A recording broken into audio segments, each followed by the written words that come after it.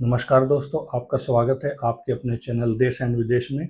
आज हम एक छोटे लेकिन बहुत ही इम्पोर्टेंट कंट्री के बारे में डिस्कस करने जा रहे हैं, जो हमारे पड़ोस में है। नाम है नेपाल। नेपाल इस टाइम पॉलिटिकल और सोशल क्राइसिस से गुजर रहा है। जो लोग सड़कों पे हैं, वो एक बदलाव की मांग कर रहे हैं। 18-20 लोग मारे जा चुके हैं। प्रधानमंत्री ओली की सरकार गिर चुकी है। लोग परेशान हैं, सामाजिक और आर्थिक जीवन बिल्कुल रुका हुआ है। नेपाल की आर्मी ने मोर्चा संभाला है, कर्फ्यू लगे हुए हैं। और ऐसे में कुछ सवाल उठ के आते हैं कि आखिर इस संकट के पीछे कौन है, इस मूवमेंट के पीछे कौन है, किसने ये करवाया है। आज हम इस वीडियो में इन्हीं सवालों का जवाब ढूंढेंगे। आज हम डिस्कस करेंगे इनके पीछे किन ताकतों का हाथ है और कौन लोग जिम्मेदार हैं। तो आइए शुरू करते हैं। दोस्तों, नेपाल शुरू से ही पॉलिटिकल अनसेटेबल रहा है। 2008 में राजतंत्र गया और लोकतंत्र आया।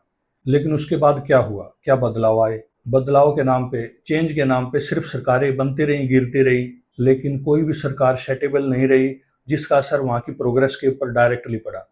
नेपाल के अंदर जो आज सबसे बड़ी प्रॉब्लम वो है अनएम्प्लॉयमेंट की। वहाँ के युवा 10वीं 12वीं पास करते ही दूसरे देशों में काम करने के लिए निकल जाते हैं, क्योंकि नेपाल में रोजगार नहीं है, प्रोडक्शन बहुत ही कम है, एग्रीकल्चर अनसेटल्ड है। लोगों का इंटरेस्ट सिर्फ सर्विस इंडस्ट्री में, दूसरे कंट्री में, स्पेशली इंडिया में काम करने पे लगा रहता है। और इस बेरोजगारी के पीछे कहीं ना कहीं ये बदलती हुई सरकारें ही हैं। देखिए, जब पहले मोनार्की थी, सिचुएशन तब भी बहुत अच्छी नहीं थी, लेकिन जब से डेमोक्रेसी आई है, प्रजातंत्र आया है, तब से हालत और ज़्यादा खराब हुई है। अनएम्प्लॉयमेंट के साथ साथ करप्शन भी नेपाल में बहुत बड़ी समस्या है। ऊपर से इन्फ्लेशन यानी कि महंगाई ने आग में घी का काम किया है।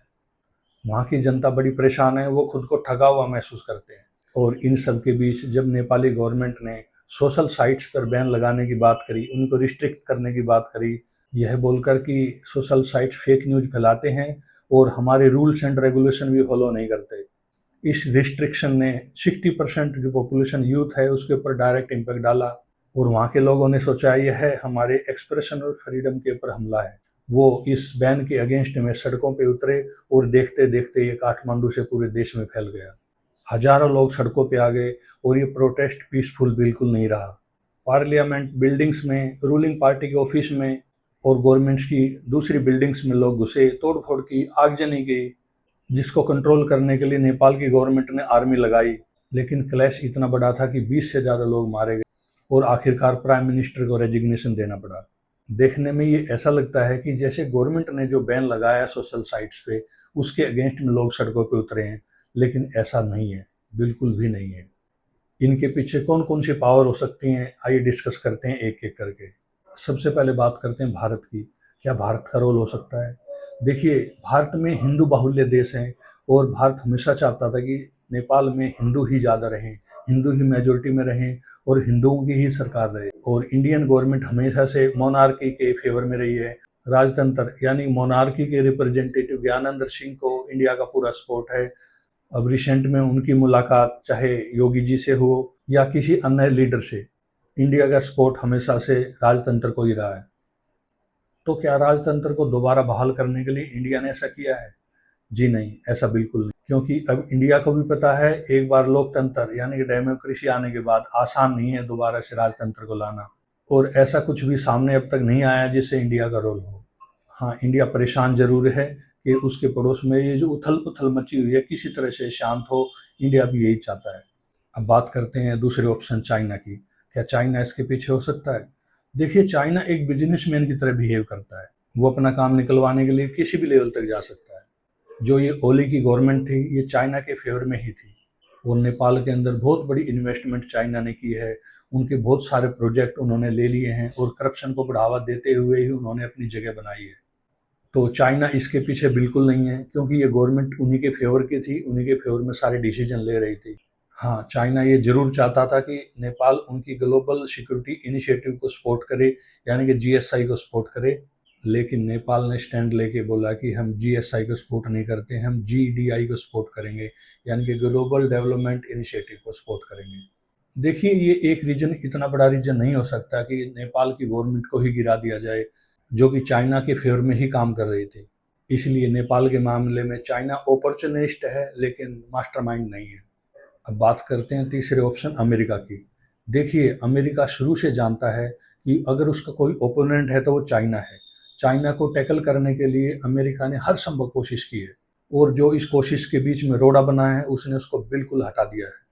आपको याद होगा, पाकिस्तान के प्रधानमंत्री इमरान खान ने जब एक इंटरव्यू में कहा कि वो अपने देश की ज़मीन का इस्तेमाल अमेरिका को दूसरों के अगेंस्ट में नहीं करने देंगे, तो उनकी सरकार को किस तरह से उखाड़ के फेंक दिया गया। लोग सड़कों पे आए, दंगे हुए, फसाद हुए, बवाल हुआ, नुकसान हुआ, और आखिरकार इमरान खान की सरकार को हटना पड़ा, और आज वो जेल में हैं और जेल से जिंदा बाहर नहीं आने वाला। दूसरा एग्जाम्पल हमने बांग्लादेश में देखा, जब अमेरिका ने बांग्लादेश के प्रधानमंत्री शेख हसीना से सेंट मार्टिन आइलैंड मांगा और कहा कि एयरबेस बनाने के लिए उनको इस आइलैंड की रिक्वायरमेंट है, तो शेख हसीना ने डिनाई किया, क्योंकि वो नहीं चाहते थे कि उनकी ज़मीन का इस्तेमाल चाइना, रशिया या इंडिया के अगेंस्ट में हो। तो अमेरिका की CIA ने बांग्लादेश के अंदर मोहम्मद यूनुस को प्लांट किया, लेकिन उनका काम तब भी नहीं बना, क्योंकि वहाँ के आर्मी चीफ ने बिल्कुल डिनाई किया कि हम एक भी इंच ज़मीन किसी को नहीं देंगे। अमेरिका को इस एरिया में लैंड ज़रूर चाहिए। अमेरिका जानता है कि इंडिया अपनी ज़मीन का इस्तेमाल दूसरे देशों के अगेंस्ट में करने नहीं देगा। बांग्लादेश में उसका काम बना नहीं, तो अब उन्होंने नेपाल के ऊपर नज़र रखी। अमेरिका की CIA इस बात को अच्छी तरह समझती है कि इंडिया हमेशा मोनार्की के फेवर में रहा, राजतंत्र के फेवर में रहा है, और चाइना के फेवर में ओली सरकार थी। इन दोनों के बीच में CIA को अपनी जगह बनानी थी, इसलिए उन्होंने लगभग 1 साल पहले से प्लानिंग शुरू करी। उन्होंने कुछ लोगों को ट्रेन किया, ब्रीफ किया, ग्रूम किया, ताकि जब नेपाल में ज़रूरत पड़े तो वो लोग परफॉर्म करें। उनमें से एक बालेन शाह है, जिनको उन्होंने काठमांडू का मेयर भी बनवाया, और उसके हर एक काम को इतना हाईलाइट किया कि नेपाल के कोने कोने तक ये गया कि देखो, काम होता है तो ऐसे होता है। बालेन शाह ने इतना अच्छा काम किया है। एक छोटे छोटे से काम की भी बड़ी बड़ी एडवर्टाइजमेंट की गई। और CIA ने कुछ दिन पहले फोर्ड फाउंडेशन के थ्रू जॉर्ज सोरोस का भूत पैसा नेपाल में लगवाया। ये फंडिंग किसी भी तरह नेपाल की सरकार को उखाड़ने के लिए थी। फेसबुक, इंस्टाग्राम, यूट्यूब, ट्विटर, ये सारी सोशल साइट्स अमेरिका की ही हैं। पब्लिक के बीच में धारणा बनाई गई कि ये गवर्नमेंट उनके फेवर की बिल्कुल नहीं है। नेपाल में इतने दंगे फसादों के बाद जब कोशिश की बालेन शाह को सेट करने की, तो सब कुछ बालेन शाह के फेवर में नहीं रहा। उसके बाद उन्होंने सेकंड ऑप्शन ट्राई किया, सुशीला जी को प्लांट करने की कोशिश की, लेकिन वो पब्लिक के बीच में इतनी फेमस नहीं है, इसलिए सुशीला कार्की को अपना नाम वापस लेना पड़ा। उसके बाद CIA ने अपने थर्ड पर्सन इन कमांड कुलमन गिसिंग को प्लांट किया। अभी लगभग 1 महीना पहले उन्होंने USA की विजिट भी की थी। CIA की साइड से कंप्लीट ब्रीफिंग इन लोगों को दी गई है, और इनका काम बस उनको फॉलो करना है। अब देखना यह है कि नियर फ्यूचर में होता क्या है। मेरी नेपाल के लोगों से विनती है कि अपने देश को किसी दूसरे के देश के अगेंस्ट में एक बैटल फील्ड ना बनने दें।